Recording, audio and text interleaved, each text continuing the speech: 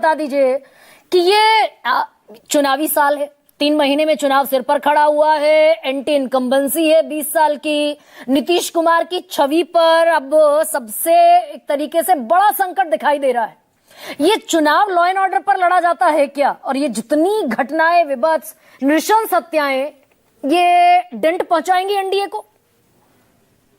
देखिए गरिमा जी, दो चीजें हैं। अगर बिहार की पॉलिटिक्स को अगर हम बिल्कुल ऑब्जेक्टिव तरीके से देखने की कोशिश करें तो लॉ एंड ऑर्डर को दो ही बड़े लोग या बड़े नेता डिफाइन करते हैं। एक तरफ थे सैयद शहाबुद्दीन और दूसरी तरफ सूरज भान। अब इन दोनों जो राजनीतिक दल का गुट है उनके बीच में क्या रिश्ता है आप अच्छी तरीके से जानती है। जो लोग सूरज भान सिंह को साथ लेके चल रहे थे, जो उनकी मदद से अपनी सरकार बना रहे थे, क्या उन्हें इस बात का अधिकार है कि बिहार के अंदर कानून व्यवस्था की स्थिति बहुत अच्छी है? और जो लोग शहाबुद्दीन के बल पर चुनाव जीत रहे थे, क्या उनको यह अधिकार है? क्या पूरे बिहार को छोड़ दिए, देश के बच्चा बच्चा को मालूम है कि सूरज भान सिंह क्या चीज थे और क्या चीज हैं, और शहाबुद्दीन क्या चीज थे और क्या चीज हैं। लेकिन इन दोनों के बगैर सरकार नहीं बनती थी बिहार के अंदर। ऐसी कौन सी मजबूरी थी? तो यहां आकर टीवी चैनल पर आके बड़ी बड़ी बातें करना और बड़े बड़े दावे करना बहुत अजीब सी बात है। दूसरी बात, अभी थोड़ी देर पहले जनता दल यूनाइटेड के प्रवक्ता कह रहे थे कि बिहार में क्या इन्वेस्टमेंट रुका है क्या? मैं आपको आंकड़ा दे देता हूं। पिछले 6 साल के अंदर बिहार के अंदर जो फॉरेन डायरेक्ट इन्वेस्टमेंट है वो 1650 करोड़ का है, लोवेस्ट एवर। अब ये वहां पे इन्वेस्टमेंट की स्थिति है, आप सोच लीजिए। आप विकास की बात करते हैं, विकास की प्रगति में भागा जा रहा है, इन्वेस्टमेंट का हालत ये है वहां पे। जबकि आइडियली बिहार के अंदर इन्वेस्टमेंट, फॉरेन डायरेक्ट इन्वेस्टमेंट बहुत अच्छा होना चाहिए, क्योंकि वहां लेबर कॉस्ट बहुत सस्ता है। लेकिन आप बता दिए वहां की किस मामले में आगे बिहार? क्या बिहार पर कैपिटा इनकम के मामले में आगे है? जब से नीतीश कुमार जी ने वहां शासन अपने हाथ में लिया है उसके बाद से क्या एक भी पायदान में, छोड़ दीजिए मैं नंबर 1, नंबर 2, नंबर 3, नंबर 4 के बारे में बात ही नहीं कर रहा हूं, पर कैपिटा इनकम के मामले में क्या बिहार एक भी पायदान ऊपर आया है क्या? सबसे कम थी, आज भी सबसे कम है, आज भी लोएस्ट है। 20 साल पहले भी लोएस्ट था, आज भी लोएस्ट। और लोएस्ट और उसके बाद की जो स्थिति, उसमें फर्क कितना है?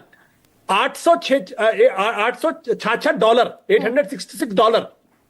उसके बाद यूपी का नंबर आता है जो तकरीबन $1400 के आसपास। नीतीश कुमार ने खुद जातिगत सर्वे में सामने रख दिया, 6000 रुपए से कम कमाने वाले 34% लोग हैं। आप कहते रहिए, एक हमारे इस देश के अंदर एक बड़ी अजीब बात है, सुशासन बाबू। अरे भाई, सुशासन बाबू आप हैं, मान लिया, कुछ तो पर कैपिटा इनकम के मामले में आप आगे बढ़ेंगे, या जो 20 साल पहले की बात है। और एक चीज और मैं बता दूं, ऐसा क्यों होता है कि लालू यादव के शासन को तो जंगल राज कहा जाता है, मुलायम सिंह यादव के शासन को गुंडा राज कहा जाता है, मायावती के शासन को भ्रष्टाचार राज कहा जाता है? ऐसा क्यों है? इस पर भी तो चर्चा होनी चाहिए ना। 1997 में कहा था, 1997 में हाईकोर्ट ने कहा था, और 2000 के बाद फिर लालू यादव की सरकार वहां बनी 2005 तक। प्रश्न देखिए, बड़े गंभीर सवाल है।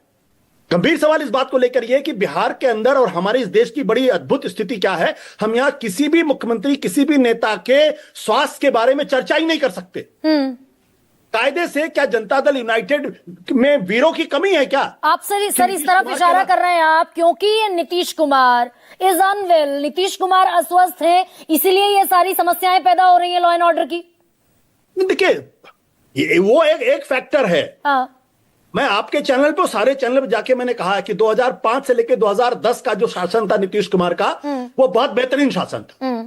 चाहे महिलाओं के एम्पावरमेंट का प्रश्न हो, चाहे प्राइमरी मेडिकल के स्वास्थ्य की स्थिति हो, कानून व्यवस्था की स्थिति हो, महिलाएं साइकिल पर निकला करती थी, पहली बार बिहार ने देखा उन सब चीजों को।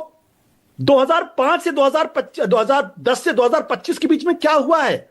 क्यों बिहार आगे नहीं बढ़ा? सर लेकिन दूसरी तस्वीर भी समझा दीजिए ना सर। एक सेकंड, एक दूसरी तस्वीर ये समझाइए कि विजय कुमार सिन्हा कह रहे हैं पुलिस कमजोर कड़ी है, चिराग पासवान कह रहे हैं कि पुलिस की जिम्मेदारी क्या है ये समझ से परे, बिहारी कब तक हत्याओं की भेंट चढ़ेंगे। सम्राट चौधरी ने कह दिया मैं तो बिहार का वित्त मंत्री हूं। तो क्या ये एक लामबंदी इस तरफ भी हो रही है क्या कि चुनाव के बाद आसानी हो ये नीतीश कुमार को साइडलाइन करने? ये एक लामबंदी भी करने की कोशिश है क्या? पुलिस डिपार्टमेंट नीतीश कुमार के मातहत है और सब पुलिस की जिम्मेदारी डाल दी जा रही है। गरिमा जी, आपको अच्छी तरीके से याद होगा जून के महीने में भी चिराग पासवान ने ही कहा था कि बिहार के अंदर कानून व्यवस्था की स्थिति ध्वस्त हो गई। हाँ। Breakdown of law and order in Bihar, ये चिराग पासवान जो केंद्र में मंत्री और एनडीए के एक सशक्त वो है घटक है।